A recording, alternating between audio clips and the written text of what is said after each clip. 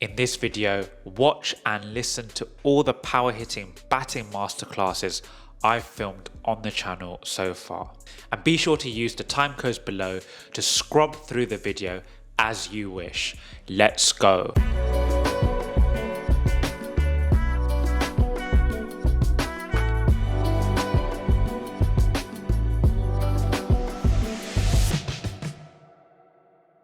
Power hitting, right? I mean, everyone's talking about power, hitting sixes and how far you can hit. There have even been suggestions of, if somebody hits a 100-yard six, it should be 8 runs, not 6. So it is a very, very essential part of cricket nowadays. So it's important that you get the technique right. It's not about just brute force. It is also about technique. One of the biggest mistakes that people make while power hitting is opening up the body too early. Because you want to hit very hard, chances are, and we keep talking about it on air, you must have heard a lot of times commentators talking about losing shape. Now, what exactly is losing shape? So the idea is, if you open up early, then you're only hitting with your bottom hand. So what happens, look at me, now what happens if I've opened my front foot, obviously I want to access the ball, I want a free path for my bat, that is fine. But if my front shoulder also opens up, right, and I'm trying to hit straight, my shoulder's already gone there. So I'm not getting any power from the front part of my body, the front portion of my body. So all I'm doing is hitting with my bottom hand. So chances of you going wrong, trying to hit with an open body like that, are massive, and chances are you will slice it. You see a lot of batters slicing it. It's because they open up early and they are just slicing it with their bottom hand. And that's a big issue. So the idea is to keep that shape intact. And when I say shape, is you don't open up your body. Even if you've opened up your front foot for the accessing the ball, but your upper body is still closed. The moment you open that up, you're in trouble.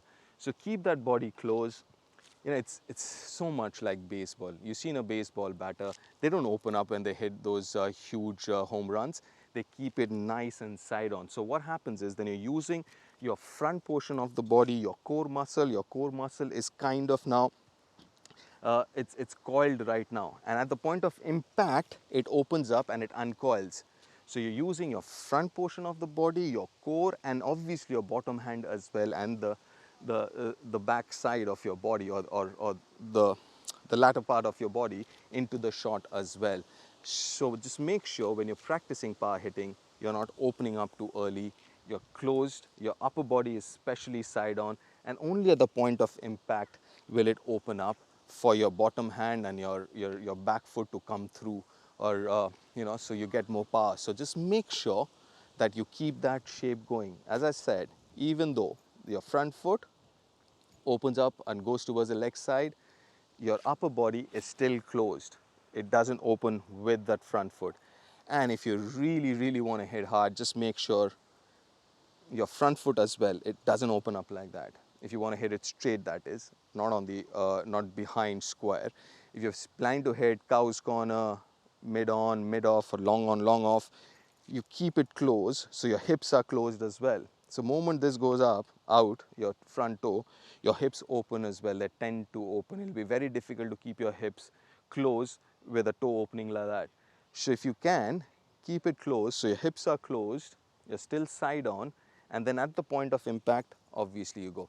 Again, baseball, golf. Have you seen a golfer trying to hit a long drive, opening up a foot like that? No, they don't. They keep it shut because they want to coil the core and then uncoil at the point of impact, right? So that's what happens. They want to keep it side on and get as much power and as much body behind the shot as possible.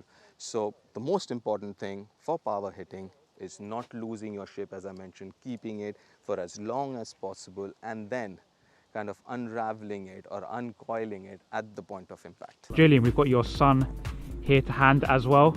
Yeah, we have. He's done a lot of this, so he should be quite good at it. What I look for when I look at young players, the first thing I look at is their hands.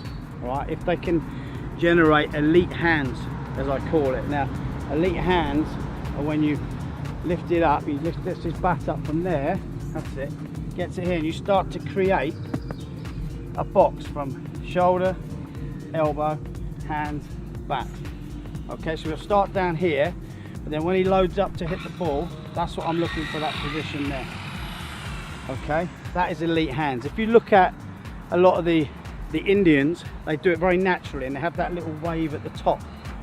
All right, so it's your bottom hand really. A lot of players, a lot of coaches talk about top hand, right? But if you look at what your bottom hand does, it's like this. You're almost flicking that bottom hand. So it's like that, and then when I repeat that, so I've got my bottom hand here, like that. That's my bottom hand is like this. When I pick the bat up, it's the same movement. All right, so it's not just your top hand, your bottom hand. You have to cock that as well, so you get into that box position. That allows you, I can strike the ball, I can also leave it, I can defend it, I can do anything. I can push for one, but I'm in a great position where I can strike the ball. Okay, so what we'll do here with Kieran is these tap weighted balls. They're different weights. There's 21 ounce, 14 ounce and 7 ounce. They're soft, they sit on the bat for a long time. So for contact, they're brilliant. You really have to get your hands through the ball. If he gets it wrong, the ball rolls off the bat instead of him hitting. You want the bat face to be square to the ball. Get that? There you got that. That's good. That's it, good. And start to get his hands good looking. We're just starting to load him up a little bit, all right? So, and then we introduce a weighted bat now. So this is 20% heavier than a normal bat. So what he's going to do, he's going to stand here and try and hit there, smash that as a drive, yeah? Then what we'll do, he's going to do that 6 times. Then he'll come in here, he'll use that bat for that. Then he'll come in here and I'll give him a weighted bat. He'll use the 20% heavier bat with the blue balls, and then he'll use a lighter bat with the yellow balls. All right, so we're starting to just overload his technique. 4, 5, 6. Good, and what that does, you want the bat face to be slapping into that punch bag. You don't want it coming around here. Like when he was playing to start with, he was a little bit across, but that encourages him to hit through. Another way you could do it is if I twist that round now. Wait, everything hit hard,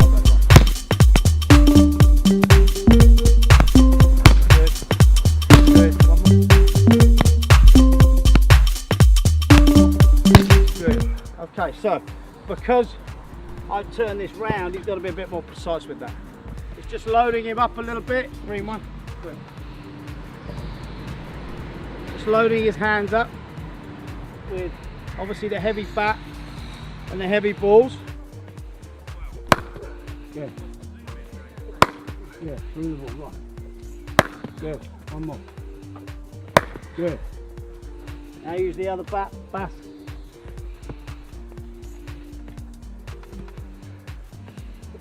Okay, so suddenly his hands become slightly snappier through the ball. One more. Okay. Because there's obviously the weight in the bat, he then uses his normal bat, which is lighter, so suddenly his hands become slightly more snappier. Alright, so what we've just done there is overloaded slightly. Okay, so what we would do then going forward is a heavier bat, you just go heavier bats, heavier balls. Alright, the more advanced they get. Right, so you're just constantly overloading the technique. Alright, so let's go back on the machine.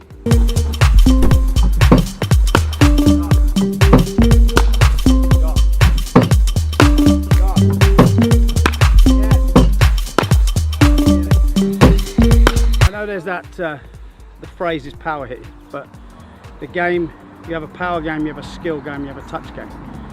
An area that I look at with the skill and touch is I use a hurling stick. The reason I use a hurling stick is if you look at the cricket bats, they're so thick, right? They're really thick. This thing's like nothing, it's like cardboard. All right, when you hold a cricket bat, the first thing you want to do, you pick up someone's bat, you sort of just, you might play a full defensive or a back foot drive. When you hold one of these, you want to sort of use your wrist. So when you look at players like Josh Buttler, Sam Billings, they do that very naturally. So what I try and do is replicate it try and encourage players to be wristy by introducing this. I use a hurling ball. The reason I use a hurling ball is quite simple. It's meant to be hit by a hurling stick, and also there's a big seam on it, so when I bobble the ball down, it just moves about, so it makes it slightly harder. All right, so, and this is all about one day cricket to me is hand-eye coordination, skill and power. Okay, and like we spoke about earlier on with those, trying to create those elite hands, if you can get these hands up nice and high, all right, that's what I call elite hands. Those players have to be coached differently than the guys who are very mechanical. All right, because I think they need to get close to the ball. The alignment for them is so important, because when players have these elite hands and they go up, you don't have to get as close to the ball because you're relying on your hand-eye coordination. Right, so here what we've got, 4 targets. I'm just going to bobble the ball to Dubs. He's going to get nice and low, he'll flick it up and then he'll move to create an angle to hit the goals. Okay, the key to this is you have to be quick. All right, the ball dictates how quick you are. All right, so if you're slow, you can't do this. All right, so he gets nice and low. Right, this bit, when you flick the ball up, that's hand-eye coordination.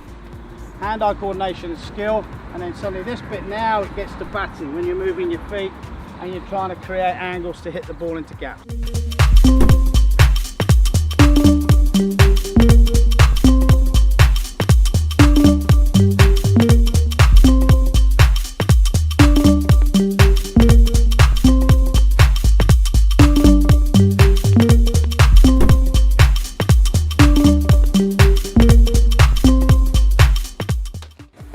When he hit these, he's basically lined up for that. The good thing is the offside. All right, so what he does, he opens his body up, and what happens when you've got these elite hands, your bottom hand basically opens up to allow you to create angles to hit the offside. Great against seamers, great against spin. All right, so you've got your power. This is purely skill based. Okay, so what we've got here, we've got some target hitting, some targets. What we're doing here, ball on the tee, he's just gonna, it's quite full, so he's gonna go forward. Looking at the head position, of where the head position is to hit, if you're hitting the reds, or you're hitting the yellow and green, or we're hitting the blue. All right, so it's all about, and then angles to try and create where you're gonna hit the ball, right? Similar to what we did with the hurling stick. Okay, so you need your bottom hand is crucial in this. Again, I'm looking at his elite hands, trying to create elite hands, and then when he goes offside, his bottom hand will open up a bit to create an angle to go on the L's, or well, the R's for him because he's a right-hander. All right, but let's just see how he does. Let's hit a couple first. Okay, good. One more. Okay, so really emphasising getting his body into the shot. All right, but really emphasising those hands. All right, and also if you get, just stand in your stance there, so if he gets a good sight of the ball, all right, what I mean by that is, you know, if you're too closed off, or even if you're very square, right, you don't get a good sight of the ball. All right, so if you're slightly open, which he is, what that allows you to do is I get more body into the shot. Okay, so power comes from the ground up. So if I'm closed off, or if I'm really square on, really square here, my legs are square, then basically I can't really get my body into the shot. I'm very hand dominant. Okay, I'm timing the ball, which is fine, but we want to try and add a bit of power. So if we're slightly open and I get better vision of the ball, better sight of the ball, then I can really get my whole body into the shot. L1. Yeah, go C2. There we go, good. Now go R2, difficult one, over cover. Gonna open his, good. Gonna open his hands up. Let's go again, R2. Yeah, lovely. So if you look there, that one, brilliant. He hasn't got too close to the ball. If you get too close to the ball, you crowd the ball. So he's opened up, and then his bottom hand is opened up as well. That creates that angle for the ball to go over cover. Okay, so now we look at his head position. So if he goes C0, just hold it, hold the shot. Okay, look at his head, great position. Head over, knee over, front foot. Okay, Brilliant position, all right, to keep the ball down. Then we go C2, all right, C2 now. Just look where his head's going to be. Touch, hold it. Okay, look, so now his head, because he's looking to hit the ball up, his head's over his back hip, which is over his back knee. Great position. Foot is slightly angled. Okay, the reason his front foot is slightly angled is that it keeps his hands back behind him. All right, it will keep his hands behind him. If he's open like that, his hip comes through already, and his head starts to go that side of the ball. Plus his hands, when he lifts the bat up, his hands will move forward.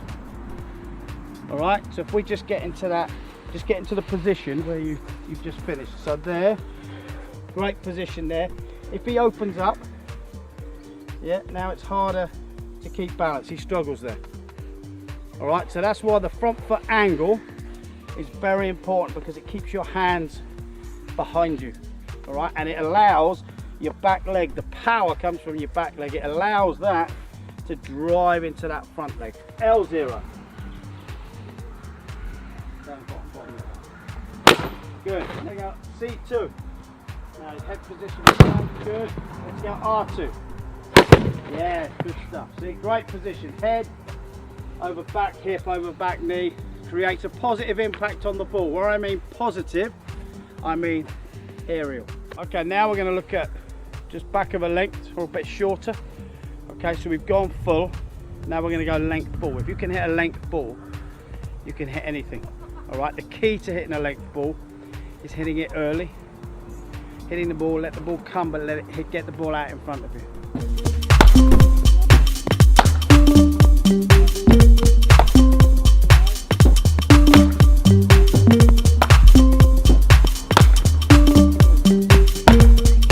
Okay, so what we're going to look at now is ball striking a shorter ball, like length, like we've just seen on the machine.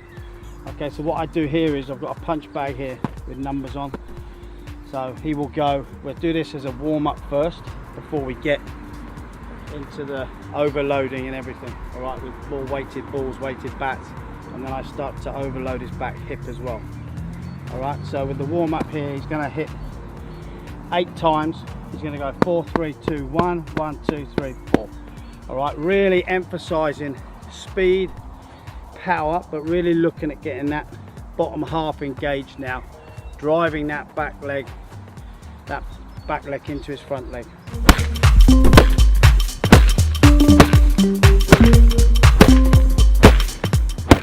Okay, so what we're looking at now is overloading his back leg. Power comes from the ground up, so this is engaging his hip, and what we're trying to do is connect his lower half to his top half. All right, we've worked a lot on those elite hands, getting those hands in that position, right, start creating that box. And now when you start to play the shot, the first thing that moves is your hip. Your hip will go first, and you generate that separation. The bigger the separation, the quicker your hands will move. Okay, so what I've really loaded up here is back hip. We've got bungees on here. Okay, so we've got 3 bungees. Okay, again, you can, depending on if you're working with a youngster, you might have 1, 2, 3, if there's more, you know, the big guys, we'll stick 5 on. Okay, and then we've got the weighted balls. So we've just gone up a bit with the weighted balls now. So we've got a 4-pound ball, soft. If you get these wrong, they literally go behind you. All right, so we've got a 4-pound ball with a 4-pound bat. All right, then we'll have a silver ball, which is 3 pound, with the yellow bat, which is 40% heavier than the normal bat. Then you'll go blue balls with the green bat, which is 20%. And then we'll go normal bat with yellow balls. And then what he'll do, we'll go right down to a 3-ounce ball with a 1.13 bat, which is as light as a feather.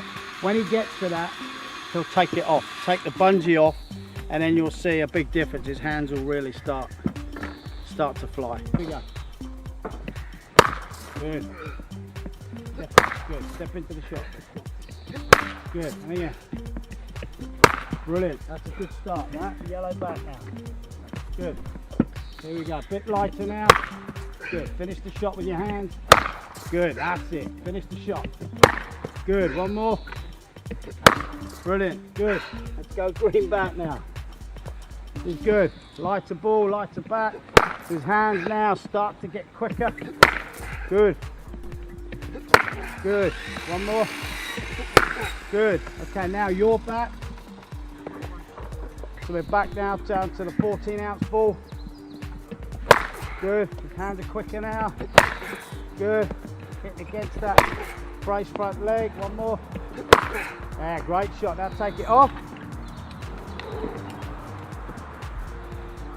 Okay, so now he's taken everything off. He's now got to control his movements, all right? Because what happened, because he's been restricted, he could almost fly out of his boots at this. Right, so he has to control the movement and the timing and generate that power through the ball. Hands through. Good. Good. One more.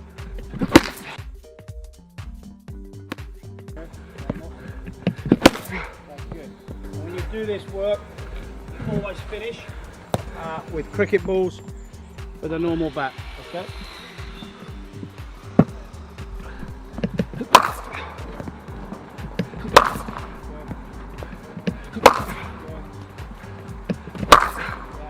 Okay, so we've just overloaded him on the power hitter with the heavy balls, weighted bats. Now we're going to transfer. The sooner you can transfer that into this, right, the better it is. All right, so try not to leave it after you've hit a load of heavy balls. Try not to leave it an hour or so. Just try and get straight into on a machine or sidearm. All right, because then it will transfer quicker into your game. What we're going to do, what he'll do as well, when you play in T23, you face 20 balls, you don't hit 18 fours or 18 sixes. All right, but what we do, I'll put you in a position to hit 18 fours and 18 sixes. All right, but what you need to do is, if the ball bounces a bit, you need to adjust. So what Kieran will do, if the ball does bounce, you'll see he'll roll with it. All right, so he realizes he can't, he has to make a decision. He realizes he can't hit it for 4 or 6, so he will take the single instead. All right, but when the ball is there to strike, he will strike it.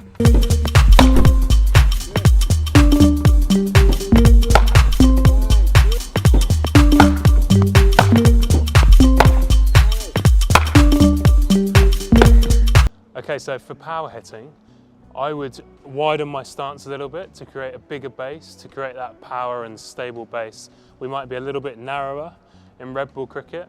In white ball cricket, we might be a little bit wider, looking to create a really strong base, slight flex in the knees to create that power to then extend through the ball. And that all starts with a really solid base. You're watching the ball, and I'm slightly wider in order to hit the ball really hard. For me, the base is the most important thing about power hitting. That's where we get our power from. We're slightly wider, we've got a really solid base, a slight flex in the knees, and that's the most important thing for me to hit the ball big. So for power hitting, I go from a traditional sort of red ball grip and I slightly open the bat face a little bit. So I go from that sort of position to maybe that sort of position to get as much bat face on the ball as possible. I'm looking to hit this ball often in the air, often for 6, often to clear the ropes. And I find that slightly opening my hands allows me to extend out, and I've got more bat face through the ball like so. If I've got a traditional grip that's maybe slightly more closed, I find I come off the ball and I roll my wrists, and that forces the contact to not be quite so good, and it might go along the ground. So before the bowler's bowled, I'll open my grip to be in slightly this position and ready to hit through the line of the ball. So what that open grip also allows you to do is it allows you to access the offside. And when bowlers go wide at the death in white ball cricket, you've got that pace on the ball to really slice the ball through point or to go over extra cover. We want to make sure our head is still before the ball's bowled and through impact. The best power hitters have a still head so that they're really in control of the shot. It's not moving up and down, it's not moving side to side. It's really still, and it's linked with that control of the shot. So it's nice and still. So with power hitting, we've created that really strong base. Some people like to slightly open up to create that arc to almost access the mid-on, mid-wicket region. Some people almost like to load back to create that leverage when the bowler's bowling a bit fuller to be able to extend through the ball and have that room to play with. So they start with their normal position, almost triggering back, slightly open, clearing this leg so that we can swing through the ball. Whereas in red ball cricket, we might stay a little bit more side on. With power hitting, we're a little bit more open in that real baseball stance, ready to clear the front leg and to swing through the ball. People choose to power hit slightly differently. Some people look to always target the sight screen first and hitting back over the bowler's head. But then if it's slightly dug in, they're looking to go into hit the sight screen, but if it's short of a length, they can clear that front leg and hit it to deep wicket or to deep square leg. If you then get room outside the off stump, you can use the pace and hit it either side of point or even over extra cover. Others choose to clear the leg and to really access the leg side, especially when the ball's back for length or just in front of your toes, and clearing the leg gives them the leverage to choose what shot selection to hit. But ultimately, it's like a golf swing.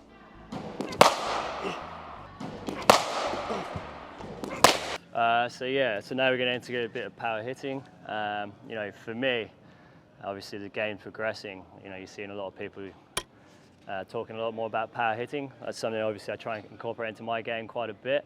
You know, two big key principles for me, head position and strong base. And then, you know, lastly, talk about sort of having a real good swing of the bat. And what I see is generally is guys who sort of want to hit the ball hard, but they want to hit the ball hard from here. So I just try and get my hands as high as they can. And then that, you know, from a nice strong base, still head, that allow me to access where I want to hit the ball. So I'm going to hit a few balls and hopefully you'll get a good demonstration of what I'm trying to do.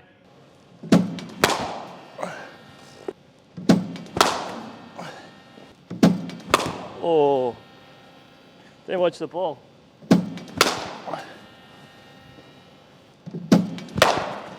Out.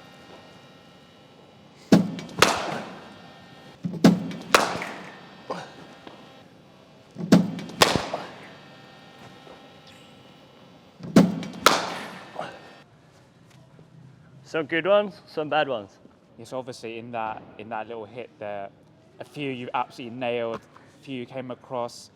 Anything from a technical perspective that you almost picked up whilst you were actually hitting the ball? Reasons why some got nailed and some didn't go exactly where you wanted it? Yeah, so the ones obviously that I hit really well, I had a nice strong base, hands high, nice still head. The ones that I didn't, I wasn't probably watching the ball as close as I wanted to. And I think I closed myself off. So like when I close myself off, you know, it only allows me to hit one side, which is offside. So if the ball is leg side, then ultimately you can see I'm crossed off here. So, you know, just trying to work in lines and then obviously see where the ball is and allow my hands and head to get into position that I can just swing freely through the line, really. You know, the ones that I hit well, I hit really well, but what I try and do is, you know, I try and hit that top of that back net. You know, that's the trajectory I want to try and hit the ball at. Obviously indoors, these softer indoor balls makes it quite tricky. So if I'm slightly back, obviously ball goes up, as you've seen in a few of them. Ones that I've really nailed, I've been more weight slightly more over my front foot, but I've got a real strong base. And like I said, my hands are high and that sort of allows me to, you know, freely swing through the line of the ball.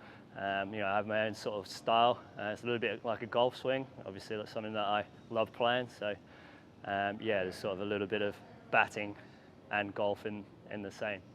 When you talk about opening up, is that more to do with your feet position, or is it shoulder, or is it something else? Yeah, for me it's like front side. You know, as soon as that front side drops, you can only hit one way. So just really trying to have a real strong front side in here. It's almost, you know, because my hands are in a great position there on the front side. Wherever that ball goes now, I have the ability to then either swing through the line leg side, or I can turn and let my hands release through the offside. You know, especially when we're talking about power hitting and want to hit a good strike. You know, as soon as that front side goes and that shoulder goes, I can, as I said, I can only hit one way. Obviously, if it's a shorter ball, I'm in a great position, but you know, we just want to be as instinctive as we can be.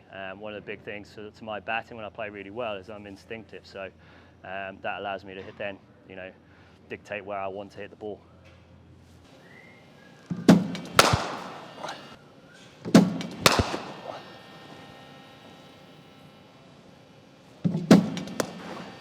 Hey, first time. Doesn't happen very often. Oh.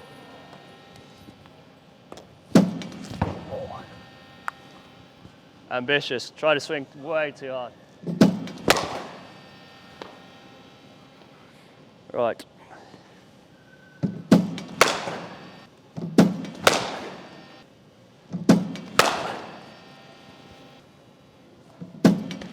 Oh no, too far.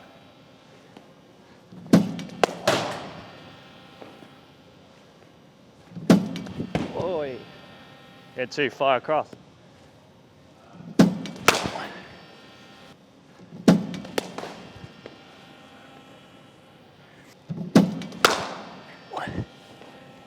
So where does guard position and where you actually stand in the crease come into all this as well when it comes to power hitting? Yeah, a really good question. You know, so for me, I like to stand leg stump because what that does is anything on leg stump kind of gives me a free hit. But what it allows me to do is open up the offside. You know, it gives me more freedom with my bat swing.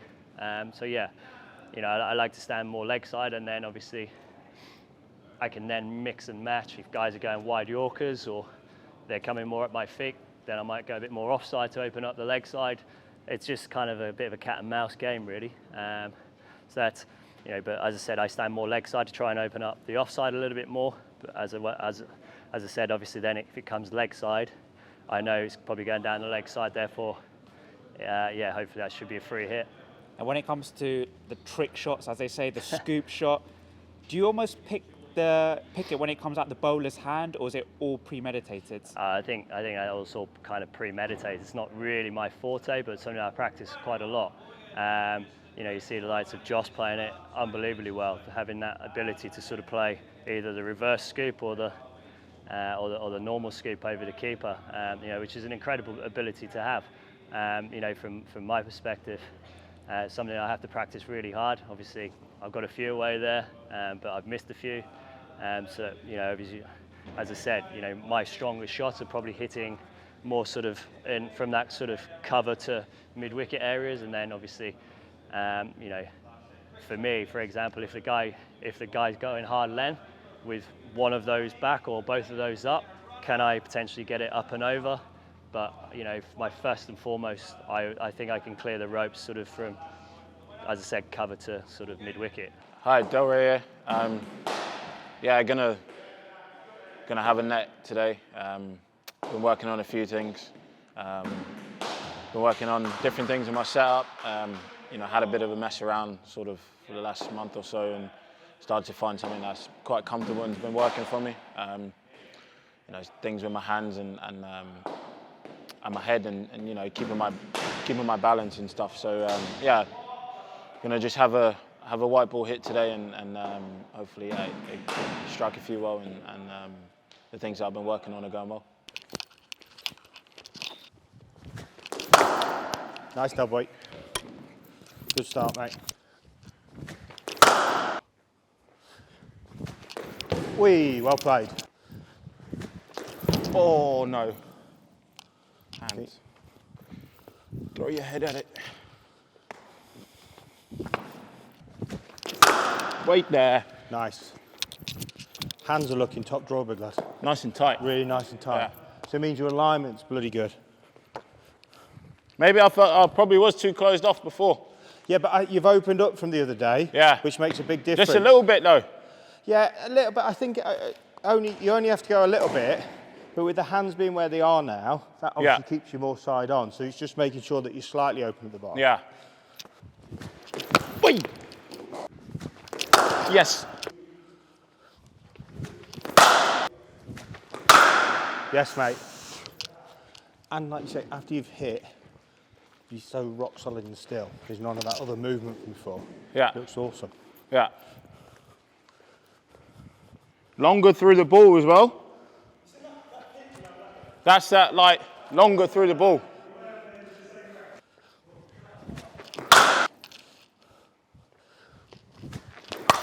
That's 4. Be a good catch. That is 4. Oh, that's nice. 1. Oh. Yes, 1. Right.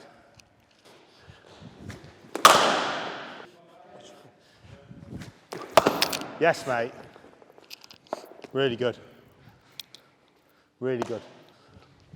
You have to lean slightly back to take that. Yeah. But when you hit that well, you just have to make sure you keep the spine straight. Yeah. As soon as you get any flexion in the spine, you're going to lose power. Lose power. So even as long as I'm just keeping my head on almost the contact point, even if I end up going back, it'll keep the spine firm. Yeah. As soon as I sort of look, then I'm going to lose. I feel like when I get set earlier, I don't have to do as much though. Yeah, like that's the shape. It's just more the hands that go with it. That's the shape. If as soon as you start to try and lean on it, Yeah. you're going to lose force. So when we did it yesterday and you belted them ones, Yeah. it was almost just your normal position. The Hands go with it. took you through it. Yeah. Nice contact. Oh no, straighter for longer. No, you lost your spun off. Oh, that's nicely bowled. Wide Fair. ball.